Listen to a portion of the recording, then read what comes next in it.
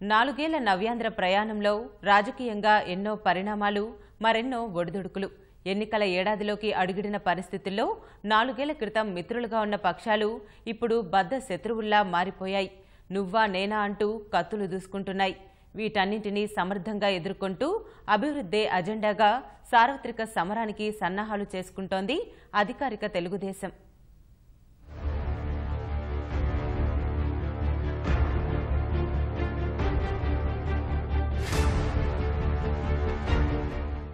రాష్ట్రంలో తెలుగుదేశం ప్రభుత్వం అధికార పగ్గాలు చేపట్టి 4 ఏళ్లు గడిచిపోయింది. ఈ ప్రస్థానంలో ఎన్నో పరిణామాలు చోటు చేసుకున్నాయి.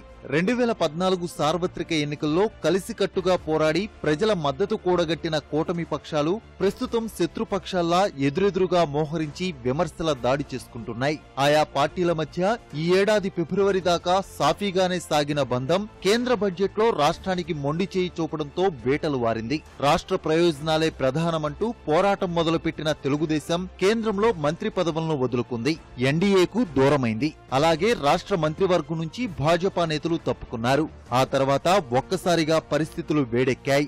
రెండు పార్టీలు రాజకీయంగా తీవ్రస్థాయిలో దాడి చేసుకుంటున్నాయి. ఇక ప్రజా సమస్యల్ని ప్రభుత్వం దృష్టికి తీసుకెళ్తూ 4 ఏళ్ల పాటు సుహృద్భావంతో వ్యవహరించిన జనసేన అధ్యక్షుడు పవన్ కళ్యాణ్ ఎన్నికల ఏడాది రాగానే తెలుగుదేశానికి వ్యతిరేకంగా మారిపోయారు. ప్రధాన ప్రతిపక్షం వైకాపా కూడా విమర్శల జోరు పెంచింది. అయితే రాష్ట్రానికి అన్యాయం చేసిన కేంద్ర ప్రభుత్వాన్ని నిలదీయాల్సిన వైకాపా, జనసేన, భాజపా మార్గదర్శకత్వంలో నడుస్తున్నాయంటూ తెలుగుదేశం గట్టిగానే ఎదురుదాడి చేస్తుంది.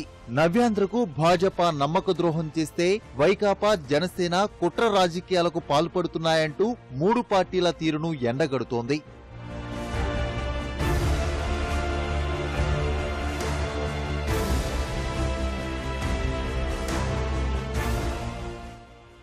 ఇటీవల పరిణామాలన్నీ రాజకీయ ప్రేరేపితమేనని వాదిస్తున్న తెలుగుదేశం ఆ విషయాన్ని బలంగా జనంలోకి తీసుకెళ్తోంది. ఇటీవల చెలరేగిన తితీదే వివాదంలో తాము చెబుతున్నట్లు పరిణామాలు చోటు చేసుకుంటున్నాయని గుర్తు చేస్తోంది.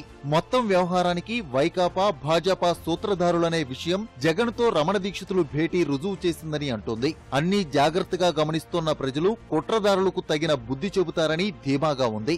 గత ఎన్నికల్లో అండగా నిలిచిన కాపు సామాజిక వర్గానికి ఎన్నడూ లేని విధంగా ప్రభుత్వం మేలు చేసిన విషయాన్ని ప్రస్తావిస్తోంది.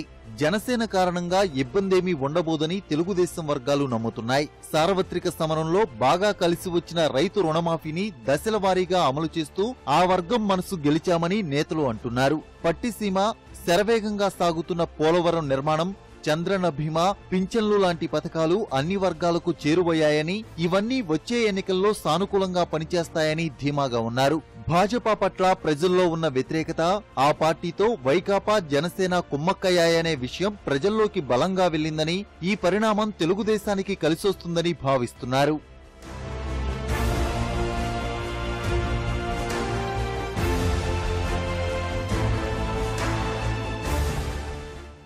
రాష్ట్రంలోని రాజకీయ పక్షాలను సమర్థంగా ఎదుర్కొంటూనే జాతీయ స్థాయిలో చక్రం తిప్పే దిశగా చంద్రబాబు అడుగులు వేస్తున్నారు. తొలి ప్రయత్నంగా కర్ణాటక ఎన్నికల వేళ భాజపాకు వ్యతిరేకంగా ఓటేయాలని అక్కడ నివసిస్తున్న తెలుగు ప్రజలకు పిలుపునిచ్చారు. ఆ తర్వాత కుమారస్వామి ప్రమాణ స్వీకార కార్యక్రమం వేదికగా జాతీయ పార్టీల నేతలతో సమావేశమై కీలక మంతనాలు జరిపారు. ఇటీవల వివిధ రాష్ట్రాల ఉప ఎన్నికల్లో భాజపా వైఫల్యం చెందడం జాతీయ స్థాయిలో ప్రత్యామ్నాయ రాజకీయ ప్రయత్నాలకు ఊపు తెచ్చింది. ఈ పరిస్థితుల్లో రాష్ట్రానికి న్యాయం జరిగేలా జాతీయ స్థాయిలో కీలక పాత్ర పోషించాలంటే 25 ఎంపీ స్థానాల్లోనూ తెలుగుదేశాన్ని గెలిపించాలని పదే పదే ప్రజలకు పిలుపునిస్తున్నారు చంద్రబాబు.